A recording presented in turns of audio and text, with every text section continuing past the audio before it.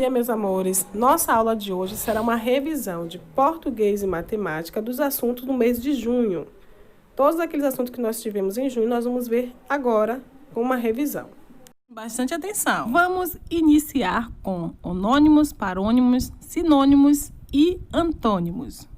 Vamos iniciar com sinônimos. São palavras do mesmo sentido ou sentido parecido.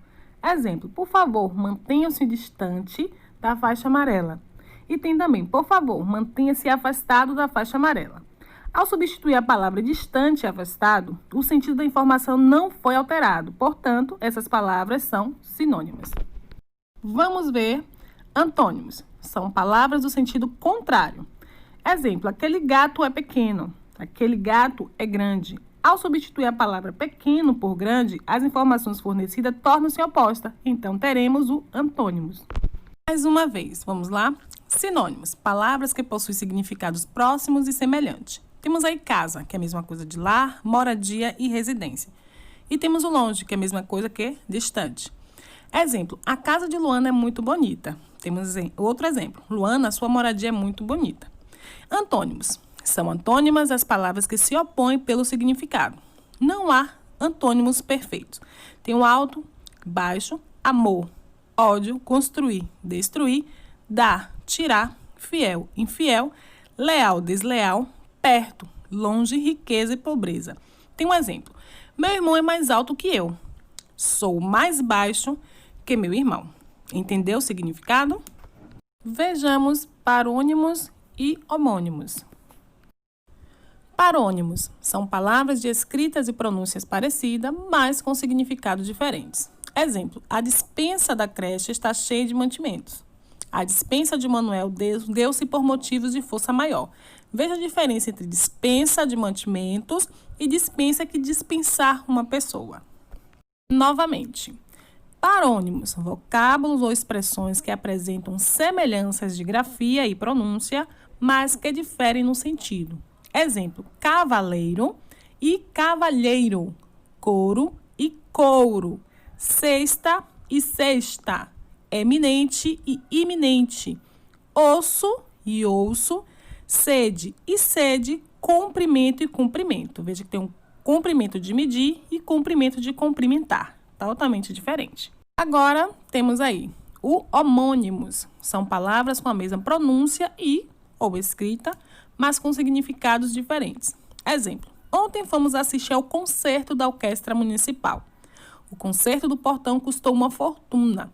Apesar da grafia semelhante e da pronúncia idêntica, as palavras concerto, que é apresentação, e concerto de reajuste e ajuste, têm sentido bastante diferente. Homônimos são palavras com escrita ou pronúncias iguais, com significados e sentido diferentes. Temos aí, a manga está uma delícia. E temos a manga da camisa, ficou perfeita. Veja que os sentidos são totalmente diferentes. Temos aí um breve exercício para vocês fazerem sobre o homônimo, para ver se vocês conseguiram compreender a diferença de parônimos e homônimos. Você vai colocar os homônimos nas frases que estão abaixo. Vocês vão fazer no caderno de vocês, na matéria de português, tá bom? Para a gente exercitar. Essa semana vamos ver a ortografia. Ouve ou ouve. Vamos aprender mais? Vamos ver aqui. Ouve. Verbo haver conjugado no pretérito perfeito do modo indicativo. Em caso de dúvida, o ideal é que se substitua pelo verbo existir ou acontecer. Importante que ele não vai alterar o sentido da frase. Então, você pode usar existir ou acontecer. Veja alguns exemplos. Houve um tempo em que era tranquilo por aqui. Existia um tempo em que era tranquilo por aqui. Veja que estão se falando de um lugar, um local que era tranquilo. Temos aí uma rua. Veja que o houve foi substituído pelo verbo existir, que ficou existiu e não mudou o sentido da frase. Agora vamos ver. Ouve. É uma flexão do verbo ouvir. Substituímos, portanto, pelo verbo escutar. Se tiver na dúvida, se eu colocar ouve, você coloca escutar, que vai dar o mesmo sentido. Veja alguns exemplos. Quando ouve seus pais e considera o que eles falam, você demonstra respeito. Temos aí, quando você escuta os seus pais e considera o que eles falam, você demonstra respeito. Veja que o ouve, o verbo ouve, foi substituído pelo verbo escutar, que tem aí escuta. Então, ele não mudou o sentido da frase, certo? Se tiver dúvida, você pode alterar, substituir. Vamos para um exercício. Complete as frases com ouve ou ouve. Veja a diferença da grafia. Temos aí a letra A, letra B, letra C, letra D, letra E e letra F. Dá um tempinho para que vocês possam pensar. Será que vocês conseguem ter essa diferença? Vamos lá? Quem foi que conseguiu fazer a atividade? Vamos ver como é que ficou. Ficou assim. Letra A. Não houve um minuto de paz. Do verbo haver. Letra B. Ana não ouve nossos conselhos. Do verbo ouvir. O ouve de ouvir. Letra C. O que houve não é problema seu. Do verbo haver. Letra D. Houve um baile para comemorar. Do verbo haver. E não houve ganhadores. Do verbo também haver, que não houve. E você ouve demais. Do verbo ouvir. Para português, teremos aí os substantivos. Vamos conhecer melhor? Mas o que é substantivo? Substantivo é a palavra que dá nome aos seres, indicando pessoas, lugares, sentimentos, estados, qualidades e ações. Tem um exemplo: homem, Pedro, Brasil, animal, cavalo e etc. São substantivos. Agora, nós vamos ver quais são as classificações desse substantivo. Fica ligado. Aqui nós temos as classificações dos substantivos. Ele pode ser comuns, pode ser próprios, pode ser simples, composto, coletivos, derivados, pode ser concretos, abstrato e primitivos. Vamos conhecer cada um deles. Presta bastante atenção. Vamos conhecer, então, o substantivo comum e próprio. Substantivo comum. Nomeiam seres ou coisas de modo genérico. Por exemplo, nome de menina, país, hospitais, cama, mesa. Estão nomeando seres ou coisas. Ver o substantivo próprio. Substantivo próprios nomeiam em particular seres ou coisas da mesma espécie. Por exemplo, Thaís, Jamaica e Hospital das Clínicas. Veja que em comum, a menina, o nome menina é comum, mas quando você nomeou essa menina e colocou o nome de Thaís, ela já passa a ser um substantivo próprio. O nome do país, se você colocou lá Jamaica, ele passa a ser um substantivo próprio. Nome de hospital, se botou Hospital das Clínicas, já passa a ser próprio. Então, um endereço, uma repartição pública, tudo passa a ser o nome próprio, que são iniciados com letras maiúsculas. Também temos os substantivos simples, são aqueles formados por apenas uma palavra: papel, roupa, caneta, árvore, mesa, e dentre outros, que são substantivos que são simples: ventilador, camisa, e dentre outros. Temos também os substantivos compostos. São formados por duas ou mais palavras. Tem aí girassol, beija-flor, passatempo, guarda-chuva. Nós temos aí reco-reco. Todas as palavras são formadas por duas ou mais. Elas são substantivos compostos. Temos também os substantivos coletivos, que eles nomeiam grupos de seres e indicam um conjunto ou agrupamento de coisas e de seres da mesma espécie, transmitindo assim uma noção de multiplicidade. Por exemplo, o substantivo coletivo de livros é biblioteca, de flores é buquê e de peixes é cardume. Veja que eu estou falando de quantidade, de agrupamento, conjunto de seres, de coisas. Estou falando só de um livro, estou falando de vários livros, que é a biblioteca. Estou falando de uma flor, estou falando de várias flores, que é o buquê. Não estou falando de um peixe, estou falando de vários peixes, que é o cardume. Temos também o substantivo derivado. São aqueles que são formados a partir de outras palavras, que são as primitivas. Por exemplo, jornaleiro, sapateiro, livraria. Sabendo que jornaleiro derivou-se da palavra jornal, sapateiro derivou-se da palavra sapato e livraria derivou-se da palavra livro. Então, formando-se outras palavras, que são chamados de substantivos derivados. Temos aqui o substantivo primitivo, que são aqueles que dão origem a outras palavras, como vimos lá em derivados. Temos exemplo de jornal, vai transformar em outra palavra, pode ser jornaleiro. Temos aí o ferro, que pode se transformar na palavra ferragem, ou ferreiro. E temos aí a terra, que pode se derivar, se transformar em uma palavra como terreiro. Então, eles derivam de outras palavras e transformam-se em outras palavras. Aqui nós temos os substantivos concretos. Eles nomeiam seres de existência real ou imaginária. Por exemplo, temos sereia, que é um substantivo concreto e imaginário. Temos aí a parede, o biscoito, são coisas que nós pegamos, tocamos. E temos aquele de sentido imaginário, que a gente imagina, como lobisomem, saci-pererê e dentre outros. Temos aqui os substantivos abstratos. Designam qualidade, sentimentos, ações ou estado dos seres, do quais não se separam e nem podem existir isoladamente. Por exemplo, saudade. A gente sente saudade, sentimos carinho e temos também a beleza, que independem de outros seres.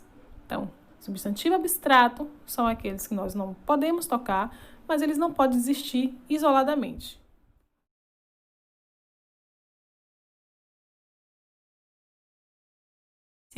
Matemática. Vamos lá? Iniciamos com números primos e números compostos. É bem fácil. Números primos e números compostos. Número primo é um número natural maior do que 1, que possui 2 e só 2 divisores, a unidade e o próprio número. Número composto é um número natural que tem mais de 2 divisores naturais distintos. O número 1 não é nem primo e nem composto. Vamos entender um pouco mais. Como vimos, todos os números naturais têm um conjunto de divisores. Observe o conjunto de divisores de 12 e 13. Divisores de 12 são: 12 ele pode ser dividido por 1, por 2, por 3, por 4, por 6 e por ele mesmo. E os divisores de 13 são 1 e 13, que é por ele mesmo. Atenção, veja que 12 tem 6 divisores, pois quando o número natural tem 3 ou mais divisores, chamamos de composto. Mas quando o número natural tem apenas 2 divisores, que é 1 e ele mesmo, chamamos de primos. Aqui nós temos os números primos de 1 a 100. Temos 2, 13, 31, 53, 73 e assim por diante. E aqui também nós temos os números compostos de 1 a 100. Temos 4, 26, 46, 65 e assim sucessivamente.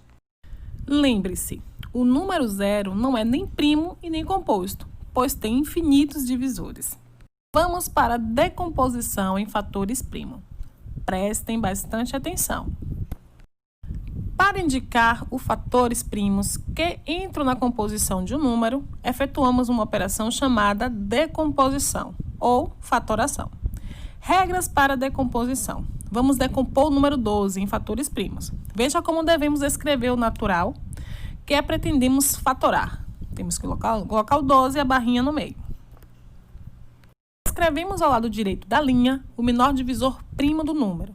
O quociente deve ser escrito embaixo do número que está do lado esquerdo da linha. Veja um exemplo. 12 pode ser dividido por 2, que é igual a 6. Continuamos a fatoração dividindo o quociente obtido pelo seu menor divisor, primo. 12 ele pode ser dividido por 2, que é igual a 6. 6 pode ser dividido por 2, que é igual a 3. E 3 pode ser dividido por 3, que é igual a 1. Veja a fatoração como ficou. Você pegou todos os divisores e multiplicou. 2 vezes 2, 4, que vezes 3 é igual a 12. Veja como é simples, veja como é fácil, é só prestar bastante atenção.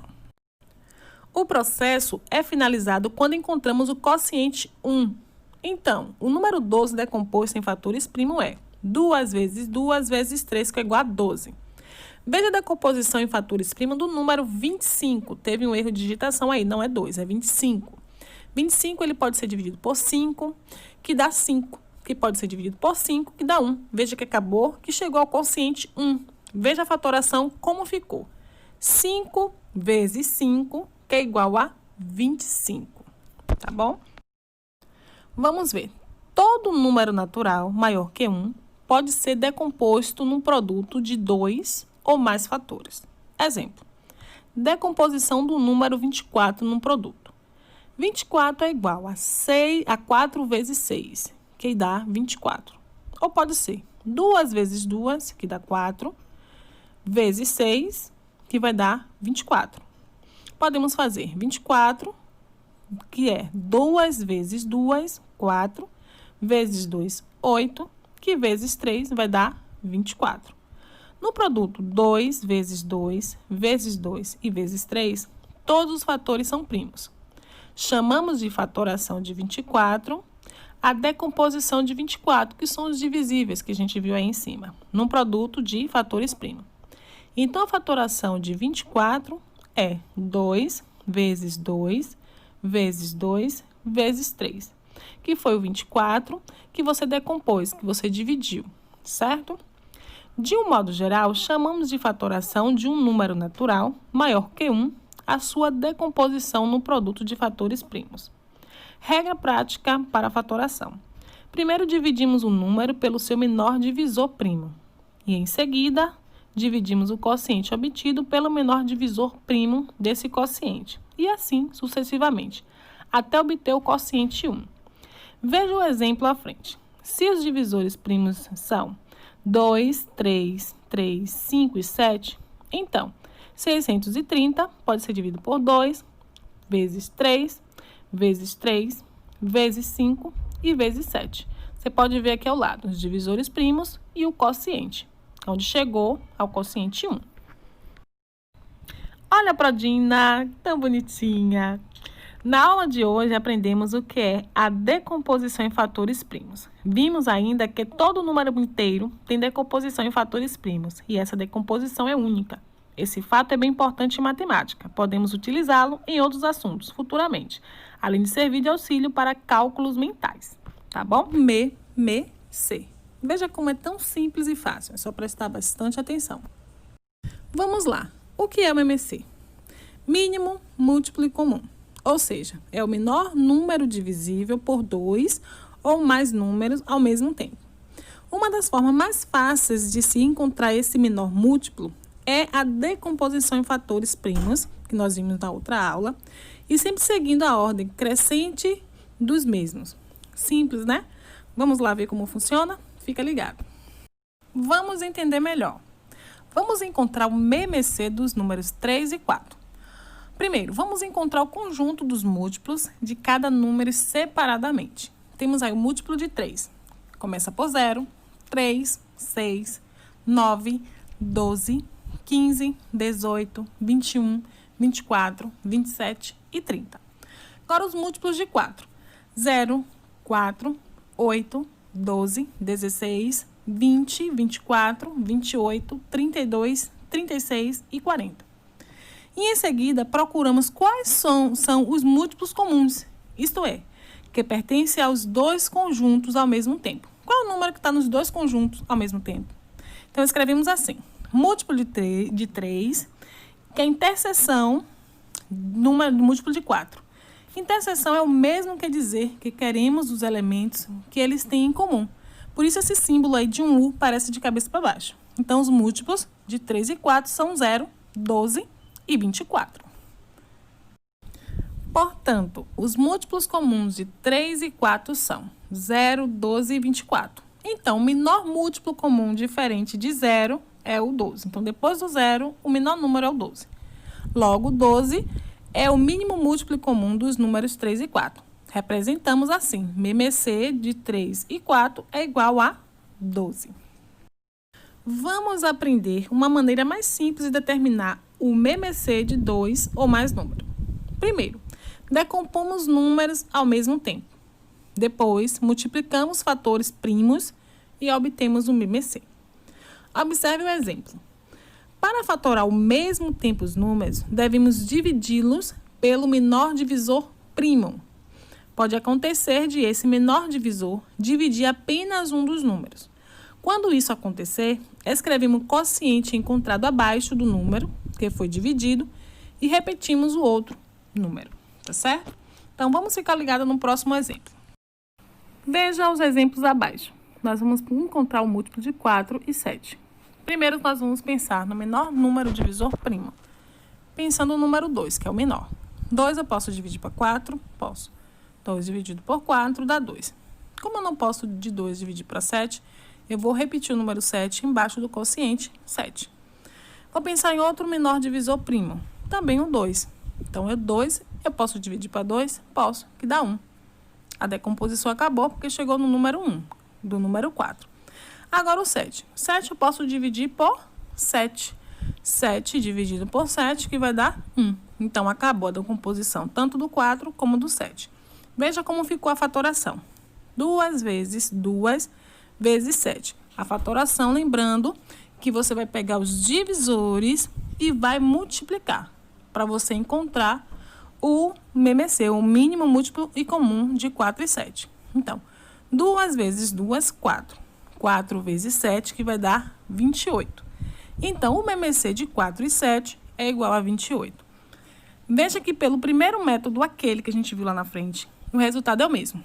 Então, múltiplo de 4 é 0, 4, 8, 12, 16, 20, 24 e 28.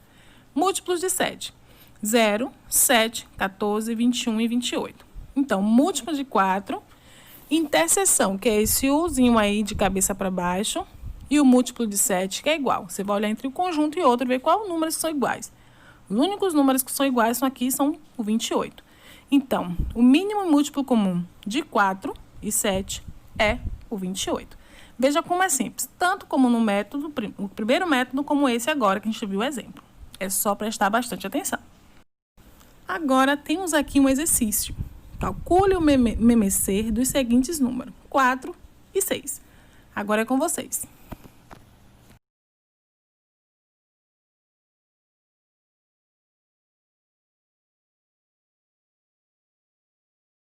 E aí, conseguiram resolver? Conseguiram achar o MMC? Vamos ver? Então, ficou assim. O MMC de 4 e 6. Você vai pegar, decompor o número 4, ver quais são os múltiplos de 4. São 0, 4, 8, 12, 16, 20 e 24. Os múltiplos de 6. 0, 6, 12, 18 e 24. E agora você vai comparar. Múltiplos de 4, interseção, que é aquele Uzinho de cabeça para baixo. Múltiplo de 6, que é igual. Você vai olhar os dois conjuntos. Nos dois conjuntos, quais são os números iguais? 12 e 24. 0, 12 e 24. Então, o múltiplo de 4 e 6 será 12. Por quê? Porque a gente sempre tem que olhar pelo menor divisor primo. Então, quem é o menor? O 12. Espero que tenha aprendido. E máximo divisor comum. Mas você sabe o que é MDC? MDC significa máximo divisor comum. O máximo divisor comum entre dois ou mais números naturais. É o maior de seus divisores. Dois números naturais sempre têm divisores em comum. Vamos lá conhecer quem são eles? Vamos compreender melhor. Observe os números 6 e 12 no conjunto de seus divisores. Divisor de 6, temos aí o 1, o 2, o 3 e o 6. Divisores de 12, nós temos 1, 2, 3, 4, 6 e 12. Vamos considerar os divisores comuns de 6 e 12, sem a unidade, que é o divisor de qualquer número, que é o 1. O 1 é divisor de qualquer número. Então, divisor de 6, a gente vai olhar o conjunto de cima, do divisor 6, e olhar o conjunto do divisor 12, que nós vamos ver quais são os números que nós temos iguais. Nós temos o 2, o 3 e o 6. Então, esses são os máximos divisor comum de 6 e de 12, certo? Vamos mais à frente para que eu possa explicar melhor para vocês. Vamos ver o conjunto de divisores de 6 e 12, isto é, o conjunto dos divisores comuns, o que eles têm em comum, que você olhou para um conjunto de divisor 6, olhou para o conjunto de divisor 12 e viu que eles são comuns, são iguais, quais os números que são iguais. Então, ficamos assim, divisores de 6, interseção, se lembra daquele Uzinho de cabeça para baixo, divisores de 12, que é igual a 2, 3 e 6. No conjunto acima, 6 é o maior divisor comum entre o 6 e o 12. Por isso é chamado de máximo divisor e comum, porque a gente vai buscar qual é o maior número que está entre os elementos do conjunto 6 e os elementos do conjunto 12. Então, ficou aí o 6, certo? Você aprendeu que o máximo divisor comum de dois ou mais números é o elemento de maior valor do conjunto dos divisores comum desses números.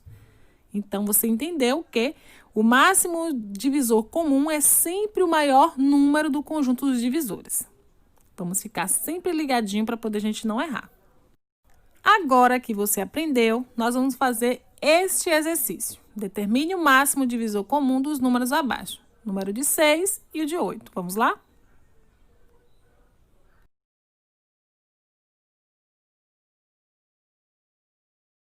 Aqui está o resultado. Eu espero que vocês tenham acertado, tá bom? Você vai fazer divisor de 6 e 8. Divisor de 6, você vai ver quais são. Temos o 1, o 2, o 3 e o 6. Divisores de 8, eu posso dividir por 1, por 2, por 4 e por 8, por ele mesmo. Divisores de 6, interseção de divisores de 8. Quais são os dois números que eu tenho iguais entre os conjuntos? Eu tenho o 1 e o 2. Então, MDC de 6 e 8, qual é o maior divisor? Número 2. Certo? Viu como é super fácil? É só prestar bastante atenção. Muito bem, gostei de ver. Vamos ver. Por que o tema tratamento da informação está associado à matemática? Inúmeras informações divulgadas incluem dados numéricos, que têm índices, taxas, porcentagens, valores e dinheiro e etc. Há um ramo da matemática, que é a estatística, que visa organizar, resumir, apresentar, interpretar as informações. A estatística trabalha com médias, porcentagens, tabelas e gráficos e etc. Vamos conhecer um pouco mais como é que funciona. Aqui nós temos o gráficos, que tem várias configurações, ou seja, vários formatos. Eles podem ser de setores, de barras ou lineares e possuem eixo horizontal e vertical. Vamos conhecer o gráfico de setores. Aqui nós temos o gráfico de setores. Os gráficos de setores também são chamados de gráficos de pizza. Para construí-los, basta dividir um círculo em setores circulares, que se assemelham à fatia de pizza, proporcionalmente a cada informação. Nós estamos vendo aí que tem um gráfico no formato de uma pizza, que é redondo. E cada pedacinho desses gráficos, ele tem umas cores, que estão informando a porcentagem de cada ínter. Geralmente, esses gráficos eles são usados para informar porcentagem. Aqui nós temos atividade de lazer preferida. Temos esporte, internet, música, vídeo e leitura. E cada pedacinho desse, do gráfico, ele está informando a porcentagem, né, de preferência sobre atividade em lazer. A gente pode ver aí que estão sendo, no caso assim, divididos por porcentagem. Temos aqui o gráfico de barra. São feitos por meio de retângulos que representa a quantidade relativa a cada informação. Esses retângulos são alinhados por sua base. A sua altura varia de acordo com a variação da grandeza que eles representam.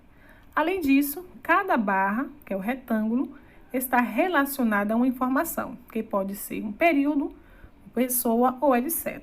Vemos aí que nós temos vários retângulos na cor azul, vermelho e amarelo. Eles são classificados por período, que são as datas que estão aí embaixo, 2008, 2009 e etc. E temos por pessoas, que são as quantidades, que nós temos aí 35, 30, 25, 20 e etc. Então, eles são geralmente usados para estar relacionando informações de períodos e de pessoas. Aqui nós temos os gráficos de lineares. É uma reta que passa obrigatoriamente pela origem do sistema de coordenadas, ou seja, nos pontos 0, que temos aí um 0 no meio. Possui um eixo, que é uma linha no horizontal e uma linha na vertical, com essa barra, que é um traço que nós temos aí em vermelho. Esses gráficos lineares geralmente é usado em equações e funções, que são assuntos de matemática que nós vamos ver mais lá na frente. Estou mostrando para que você possam ter a noção da diferença entre gráfico de setores, gráficos de barra e gráficos lineares, que é esse que eu estou mostrando aqui para vocês. Agora vamos conhecer sobre as tabelas. Para que usamos as tabelas? Então, para que servem as tabelas? Tabelas devem explicar um determinado evento, ou seja, ela deve ter significado próprio. Tabelas devem ter um título e este deve ser autoexplicativo. As tabelas devem constar as unidades de medida que serão utilizadas na tabela. O cabeçalho sempre deve ser delimitado por traços horizontais. Sempre que possível, ordene os dados de colunas e ou linhas de sua tabela de maneira crescente ou de maneira decrescente. Vamos conhecer dois tipos de tabela. Vamos ver aqui essa tabela, que é a tabela simples. Estamos fazendo diversas pesquisas sobre as características dos alunos. Na minha turma, a pesquisa é sobre a cor de cabelo. Veja o resultado da tabela. Veja que essa tabela pede cores de cabelo da turma do primeiro ano. Nós temos um lado a cor do cabelo e temos do outro a quantidade de pessoas. Temos o loiro, que temos 2 pessoas, castanho, temos 3 pessoas, preto, temos 5 pessoas e ruivo, temos 3 pessoas. Veja que ela é uma tabela simples, por quê? Esse tipo de tabela, ela é simples porque relaciona apenas uma grandeza. Ele quer saber apenas de um tema. Qual é o tema que eu quero saber? A cor do cabelo da turma, não tem outro. Então, ela é chamada como uma tabela simples. Temos aqui também que é uma tabela de dupla entrada. É aquela que apresenta 2 tipos de informação. Exemplo, essa tabela tem que saber sobre produção e exportação do café por ano. Veja aí, qual é o título? Produção do café de 1991 a 1995. Por que ela é dupla? Porque ela vai buscar mais de uma informação. Ela quer saber produção e exportação do café. Aqui nós temos os anos e a produção em toneladas e a exportação que nós tivemos também em tonelada. Então, esse tipo de tabela relaciona mais de uma grandeza. Então, ela tem mais de uma informação. Ela não quer saber só sobre a produção, ela quer saber sobre produção e exportação. Por isso, ela é chamada de tabela de dupla entrada. Então, você aprendeu o quê? Esses gráficos são muito utilizados na visualização de números percentuais. As informações apresentadas em gráficos facilitam a visualização dos dados de forma clara e objetiva. Também são conhecidos como gráfico de pizza ou gráficos circulares.